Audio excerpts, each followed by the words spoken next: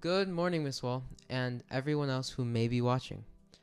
Today, I'm going to be discussing the topic of the US firebombings of Tokyo. To start, I would like to talk about where all of this was happening.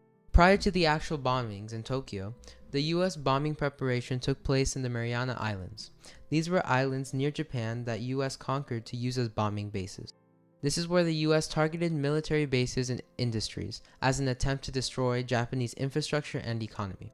This is important because the US, Japan, and other countries started to enter the final stages of World War II. Continuing with the more direct and personal side between the US and Japan. Post Pearl Harbor, the US had been left to shreds in the Pacific. Once the Navy was destroyed, the declining morale of the Americans followed. That was until Doolittle raids in Japan, which boosted their morale through showing that the Japanese homeland was not invulnerable. Following, the US used a strategy of island hopping, which was when the US started taking control of small islands around Japan. This allowed for them to regroup its troops, ammo, and weaponry to expand its position.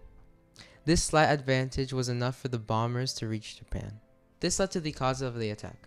The event of Pearl Harbor had the US retaliate because of the outcomes of the Pacific, and this led to the Doolittle raids, showing that the homeland was not invulnerable. The second reason was the urge to end the war. They were trying to prevent the growing mortality rate that was increasing in World War II, and also the economic and military deficiency that came with fighting the war. Finally, what led up to the bombings?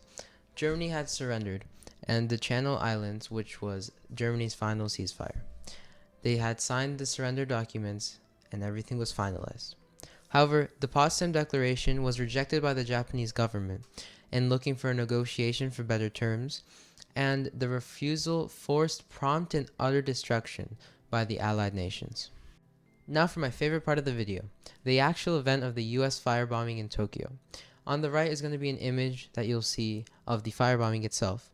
And a little fun fact is that the raid on Japan was also called Operation Meeting House by the USAAF, also known as the United States Army Air Forces.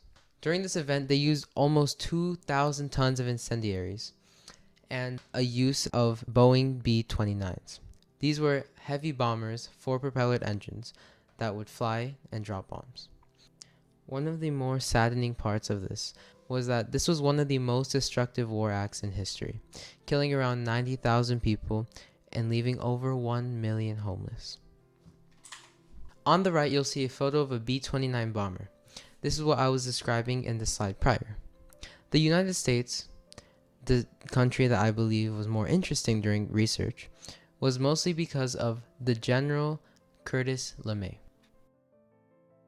He took control in the Mariana Islands, which was where all the bombers and military personnel were being prepared to attack Japan. However, for the first 2 months, he had failed attempts of testing, as he was flying high altitude, which meant that the accuracy of the bombs were very low. He came up with a successful tactic though, which was low altitude flying. This was more risky, but it was much more rewarding. The bombs drops were more accurate, and he also took less weight off of the planes by removing some of the guns that were attached, which left more room for bombs. This next part of the video is Robert Rodenhouse, which was a bomber B-29 pilot. He said this quote prior to LeMay taking control over the Mariana Islands. He says, "The biggest problem was overheating of engines. If an engine coughed or sputtered on takeoff, you'll never make it. You'll never get off the ground. And the plane was so overloaded that it would never be able to stop it with its normal braking." This shows how much room for improvement there were on the planes, and how much LeMay was able to impact overall. Another thing we can depict from this quote is the fear riding in the people's minds, especially those pilots flying the bombers. He says you'll never make it, which shows how he's scared that he might not even make it out alive, having no faith in the vehicle that he is flying. This is one of the pictures that showed how much destruction was left in Tokyo after the US bombings. This brief but important summary shows when Germany surrenders in 1941. then following the 3 years of US island hopping after the bombing of Pearl Harbor. 1945 is when the major events of this topic start to occur. LeMay gets transferred into the Mariana Islands, the bombing of Tokyo happening on March 10th, and the after effect of the death of Roosevelt and Truman coming into office shortly after. Finally, ending with Japan surrendering in September 2nd. I'd like to end with Harry Truman, a quote that I feel represents the harsh moments of World War II, especially the end. He says, "I felt like the moon, the stars, and all the planets had fallen on me." This shows why he would make the decision of bombing Japan, referring to Truman's nuclear bombing in Japan after the firebombing in Tokyo, which was done by Roosevelt. Not to get that confused.